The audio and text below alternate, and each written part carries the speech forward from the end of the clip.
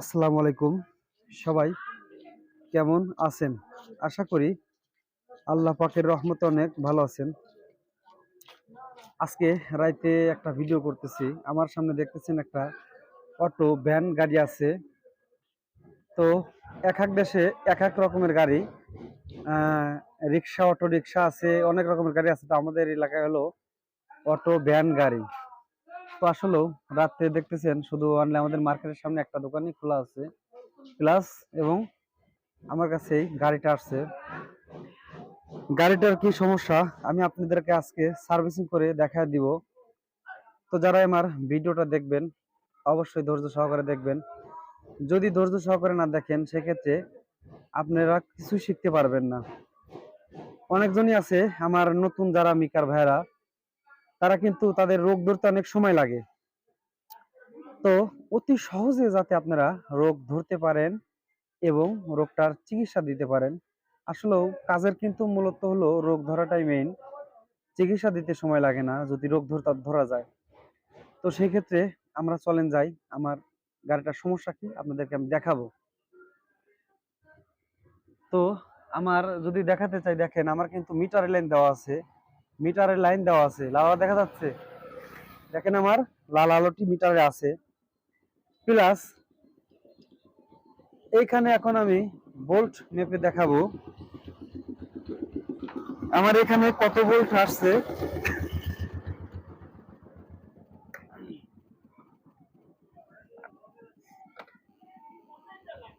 এই যে দেখেন, এখানে আছে হলো লাল, সবুজ, কালো। এখন কালোতে আমি একটা ধরলাম, ধরার পরে আমি লালে মাপ দিব। দেখেন আমার কিন্তু 5 ভোল্ট আছে, মিটারে দেখাও, দেখা যাচ্ছে ক্লিয়ার। দেখেন 5 ভোল্ট কিন্তু দেখা যাচ্ছে। তো আমার 5 ভোল্ট তো ঠিক আছে। আবার সেন্সার টোকা মারলে কিন্তু অটোমেটিক চাকা লাফ দিয়ে ওঠে। তো সেক্ষেত্রে গাড়ির রান নাই। আমি গাড়িটি প্রথমে চালায় নিছি, চালা নিয়ে দেখেছি সেক্ষেত্রে গাড়িটার কোনো রান নাই। তো সেই জন্য আমি দেখলাম আপনাদের সঙ্গে আজকে আমি শেয়ার করব কাজটি। তো যারা এই ভিডিওটা দেখবেন অবশ্যই ধৈর্য সহকারে দেখবেন। আশা করি ভিডিওটা দেখলে অনেক আপনাদের বুদ্ধি জ্ঞান বেড়ে যাবে।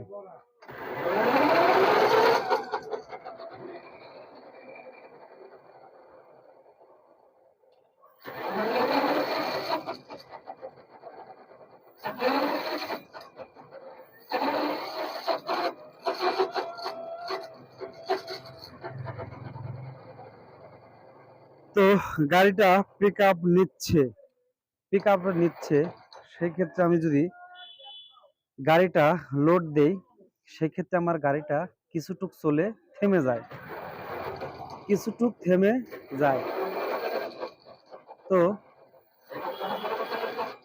গাড়িটা কিছুটুক চলে থেমে যায়, সেটার অর্থ হলো আমার যে এখানে, অর্থাৎ ধোরতারের যে কালেকশনের তার দেখতেছেন, এই যে এখানে যে ধোরতারের কালেকশন দেখতেছেন, এই যে আমার যে ইনপুট আউটপুট লাইন হয়েছে, অর্থাৎ চাবির যে তারটা আমার মিটার থেকে পাক খেয়ে এসে আমার কন্ট্রোলার বক্সে এসে লেগেছে।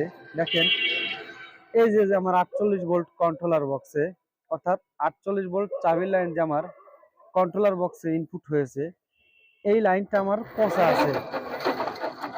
তো এই লাইনটা পচা থাকার কারণে আমার গাড়িটি কিছুটুক চলে অফ হয়ে যায়।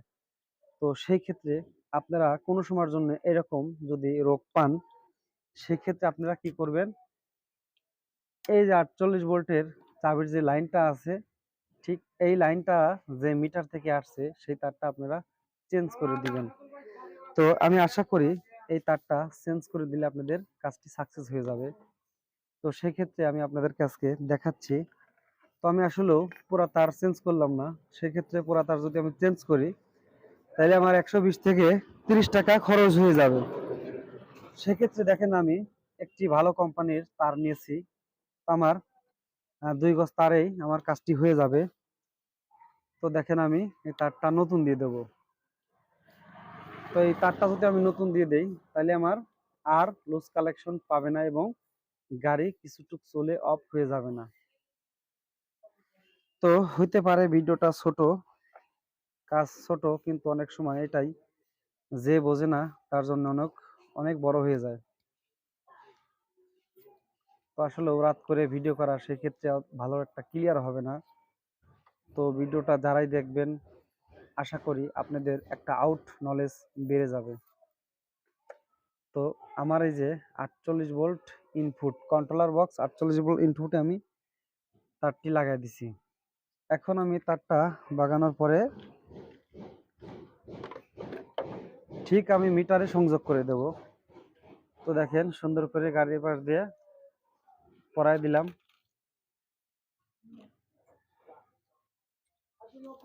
ঠিক সেম এইভাবে আপনারা পরাই দিবেন।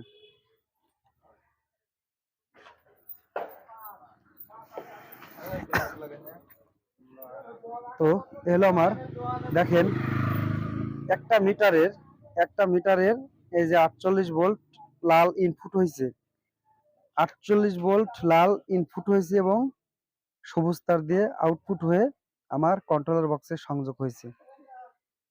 সেক্ষেত্রে দেখবো এখানে তার পচা আছে কিনা। দেখেন এইখানে মোটামুটি তার চকচকাই আছে, তাহলে আমি বুঝলাম আমার সবুজ এই তারটা পচা আছে। তো সেজন্য আমি তারটা নতুন দিয়ে দিছি। এখন সুন্দর করে আমি নতুন তারের সংযোগ দিয়ে দেব। তো ভিডিওটা যদি আপনাদের নলেজে ঢুকে থাকে আশা করি আপনাদের উপকার হবে। তো কোনো সময়ের জন্য যদি গাড়ি লুজ কালেকশন দেখায়, পিক আপ ছেড়ে ছেড়ে দেয়, সেক্ষেত্রে আপনারা এই কাজটা করে দিবেন। ঠিক দৌড় তারের যে আপনার সবুজ তারটা আছে সেই তারটা চেঞ্জ করে দিবেন। দিলে আশা করি কাজটা একদম 100 হয়ে যাবে।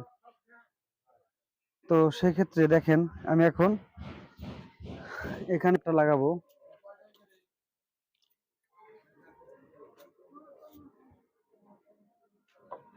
পিক আপের তার আগের তারটা আমি সংযোগ করে দেব এখন।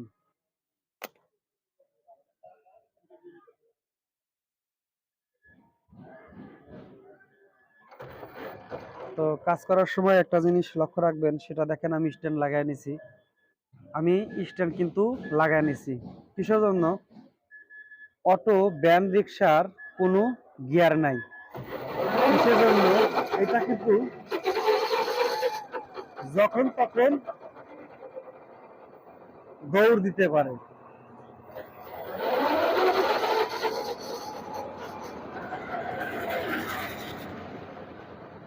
এটা কিন্তু যখন তখন ডাইরেক্ট করে কাজ করলে দৌড় দিতে পারে, দৌড় দিলে একটা অন্যায় হয়ে যাবে।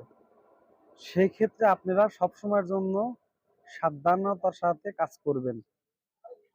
তো আমি যে এই তিনটা তার লাগালাম, আমার কিন্তু অটোমেটিক এখানে 48 ভোল্ট চাবিতে ইনপুট হয়ে যাচ্ছে, অর্থাৎ চাবিতে ইনপুট নিচ্ছে, এখানে ভোল্ট আছে। তো সেই ক্ষেত্রে যদি আমি আমার স্ট্যান্ডটা না লাগাইতাম, সেক্ষেত্রে আমাকে নিয়ে কিন্তু গাড়ি দৌড়াইতো।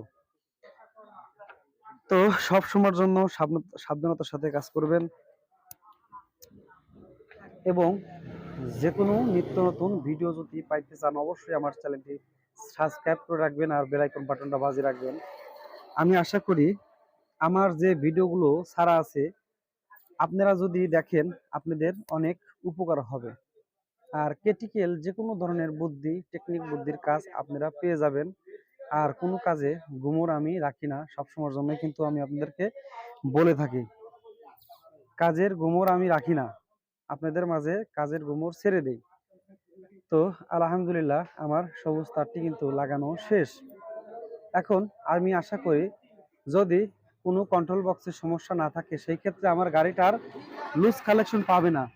তো আপনারা দেখেন আমার গাড়ি এখন একদম হাই স্পিড, চাকা দেখাও, আমার গাড়িটি কিন্তু এখন একদম হাই স্পিড,